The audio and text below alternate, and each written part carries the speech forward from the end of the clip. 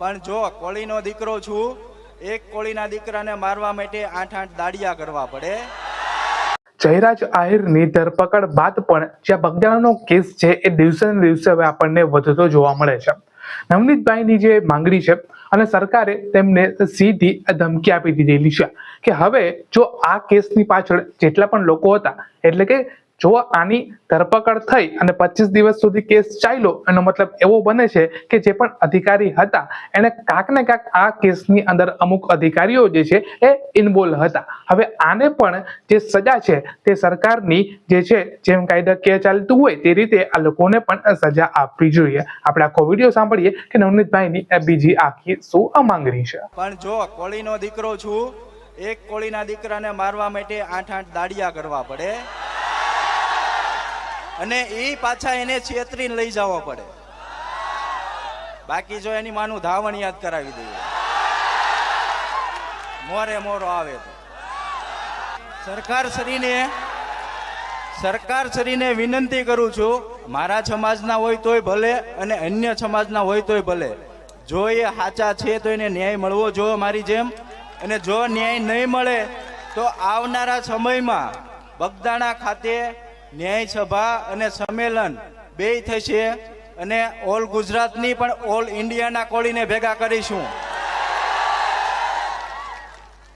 એ Bhavnagar police કે ગુજરાત સરકાર આની નોંધ લે. મારી રિક્વેસ્ટ છે કે જે મારી જેમ પીડિત છે એમને પણ ન્યાય મળવો જોઈએ. માંગ તો મારા આગેવાનોએ કરી છે.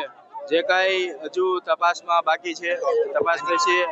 જે કોઈ અધિકારીઓએ બેદરકારી દાખવી છે એ બદલ સમાજ કહે છે કે ભાઈ આપણે આ બદલ આપણે સરકારશ્રીને હું પણ રિક્વેસ્ટ કરું છું કે ભાઈ જે અધિકારીઓએ બેદરકારી દાખવી હોય આમાં એને જે કાંઈ કાયદાકીય કાનૂન રીતે જે કાંઈ કરવું પડતું હોય એ કરે.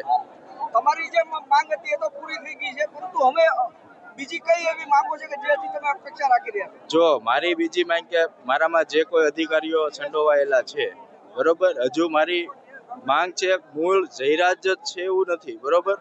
જે તપાસનો દોર ચાલુ છે, જે કોઈ આગળ બીજા કોઈ નીકળશે તો એ પણ સામેલ જે કાંઈ હશે અને પૂરી તપાસ કરીને જે કાંઈ હશે એ બારું આવશે. અને અન્ય કે મેં જાહેરાત કરી હતી કે મારી જેમ જે પીડિત લોકો હોય એમને પણ અમે એમની સાથે રાખીએ. તો આજે તમે જોયું છે કે 2 જણ હતા એ લાઈવમાં ભાષણ કરી શકે છે, તો એ 2 જણાએ લાઈવમાં ભાષણ કર્યું, જે કાંઈ એની પીડા હતી એ કીધી છે. તો એ બાબત પણ હું સરકારશ્રીને વિનંતી કરું છું કે એમને ન્યાય મળે. જો કોઈ એમાં કરવું પડતું હોય કરે એવી સરકારશ્રીને હું પણ રિક્વેસ્ટ કરું છું. આજે અન્ય સમાજના લોકો જે તમારી સાથે જોડાયા હતા અને અહીંયા જે વાત કરી છે, કોળી સમાજ એને કઈ રીતે જોઈ રહ્યો છે?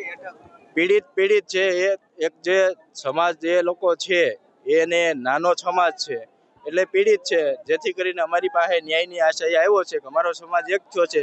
જે એક થયો છે એ બાબતે અન્ય સમાજ નોંધ લે છે કે આ લોકોનું સારું એવું એકતા થઈ છે, તો એ ન્યાયની આશા લઈને અમારી પાસે આવે છે. સરકાર પાસે છેલ્લી શું અપેક્ષા છે? સરકાર પાસે જેમ મને ન્યાય આપ્યો છે એવો ને એવો આ જે લોકો ન્યાયની આશા લઈને આવ્યા છે એને વહેલી તકે ન્યાય મળે એવી સરકાર પાસે હું આશા રાખું છું. નવનીતભાઈ, ન્યાય સભા મળી, આમાં કદાવર નેતા તમારા સમાજના નથી હાજર રહ્યા, તે બાબતે શું કહેશો? જી, એને અમે કોઈને ફરજિયાત આમંત્રણ આપ્યું નથી, બરોબર. સોશિયલ મીડિયા દ્વારા ખાલી કે ભાઈ આપણે સમાજને એક થવાનું છે. અમારે જે ન્યાય સભા જે બધાને આભાર વિધિને જે મોટી સભા કરવાની છે અમારે બગદાણા ખાતે કરવાની, ત્યારે દરેક અમારા આગેવાનો, માનો કે સાંસદશ્રી હોય, MLA હોય, તો દરેકને અમે ફરજિયાત બગદાણા બોલાવવાના છે. હવે પછીનો કાર્યક્રમ અમારો બગદાણા થશે. બગદાણા શું કાર્યક્રમ આપવામાં? બગદાણા બધાની આભાર વિધિ થશે અને જો આ બાબતે ન્યાયમાં કાંઈ કચાશ રહેશે તો એ